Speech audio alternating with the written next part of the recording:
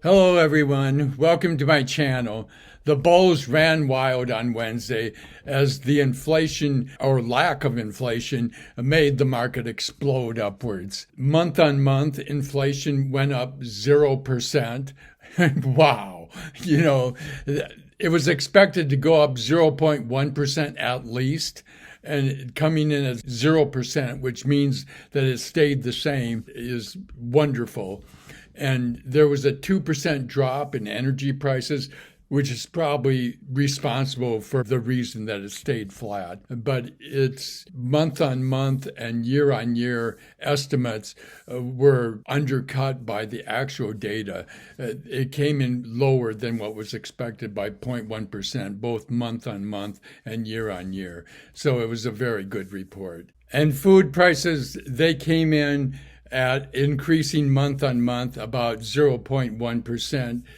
So that only added a little bit more to the already outrageous prices you're paying for groceries, which are up about 30% over what they were in 2019. And of course, core inflation went up, but it went up less than estimated. It went up about a tenth less month on month and year on year than it was expected to. So that was good news. In my last video, I predicted how I was going to trade Nvidia and Broadcom on Wednesday because we had the Federal Reserve meeting, which affected things.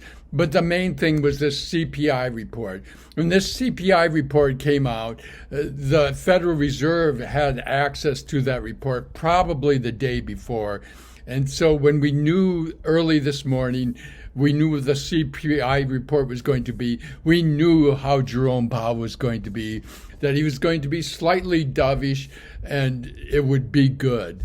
And it was. And the market continued to go up and to hold most of its gains during the afternoon.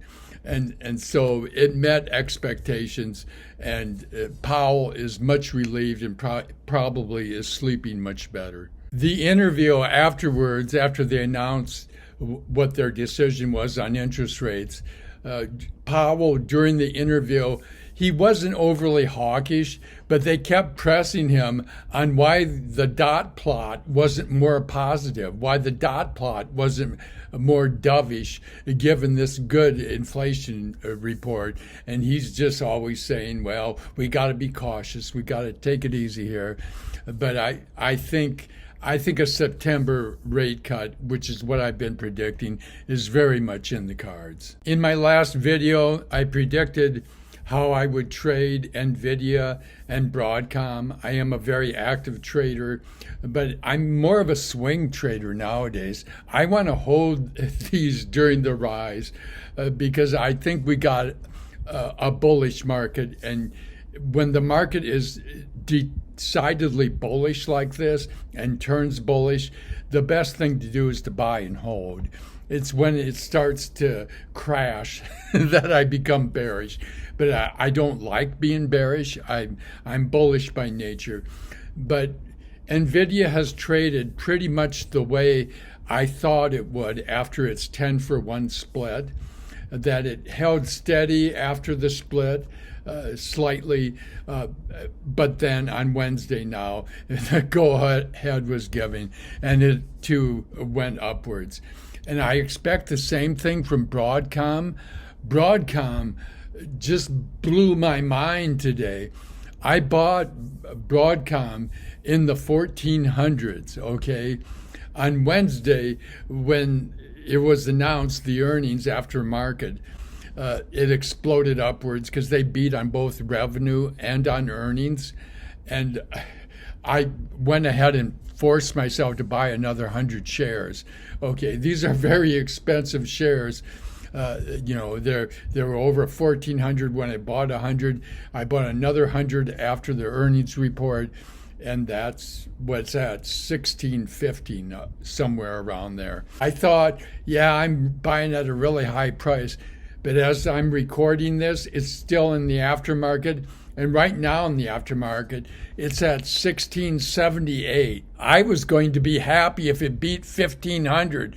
Right now, we're wondering if it's going to beat 1700. And I was going to buy another 100 if they had a positive forecast. But in my mind, I know they're going to have a positive forecast. That they too have announced a 10-for-1 split.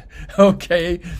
And the way these 10-for-1 splits have been going lately, it seems like it goes down somewhat or holds steady and goes down a little bit after the 10-for-1 split, and then it goes up. And I expect the same thing is going to happen with Broadcom. So I'm going to wait until the day of the split, wait for it to go down, and then I'm going to buy another 1,000 shares.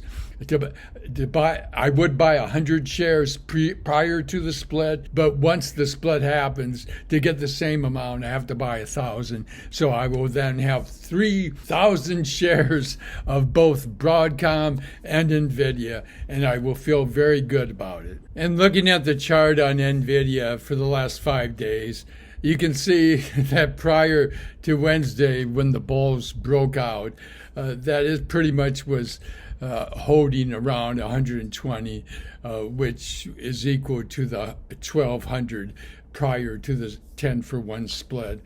And it only really charged up to around 125 on Wednesday. And it's a big deal to own 3,000 shares because that's 15,000 to the positive in one day. So that's a good deal. And I think I'm going to do the same thing with Broadcom.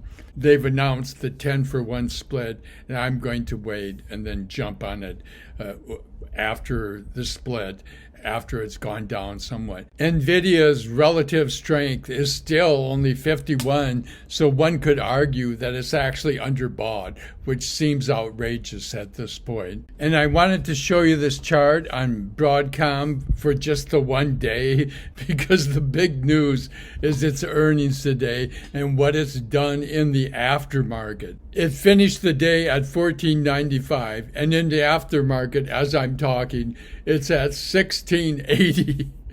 Wow. My average price on this is $1,510, so I'm making all kinds of money on this. On YouTube and elsewhere, you will hear that, hey, it's time to buy small stocks. And I think that is such utter nonsense. It's all based on the idea that they're going to cut rates. Well, they're not even going to begin cutting rates at September at the earliest. That's when I think they will start cutting for various reasons. But I think you don't want to start buying the small stocks until they actually start cutting. That's when it might be time to start moving on them. If they start moving, they're only going to decrease it 1/4 of a point at a time, it looks like for now. Once they start cutting, you'll have plenty of time to buy small stocks. Now is not time. It's the same thing with bonds. You know, people buying 20-year bonds. I played with the idea, and that just has not panned out at all. You wait until they actually start cutting rates before you start buying triple leveraged 20-year bonds like TMF, which is what I've bought in the past, and it has not worked out. I don't like to buy bonds anyway. I'll buy it maybe if I actually think they're going to cut rates and continue doing it steadily. I wanted to show you the major stocks that I'm holding. I have 500 shares of each of these, and they're just grand stocks in my mind that are worth holding in a big stock rally like this. This is the time to buy big stocks. Forget the small stock nonsense that you keep hearing over CNBC and other outlets. It's not the case right now. You have to wait until they actually are cutting rates. I'm holding 5 major large cap stocks because this is a large capitalization market rally. And at the top of the list probably is Microsoft, and then Google and Amazon and Applied Materials, which I've been trading since the 1980s and whose symbol is AMAT.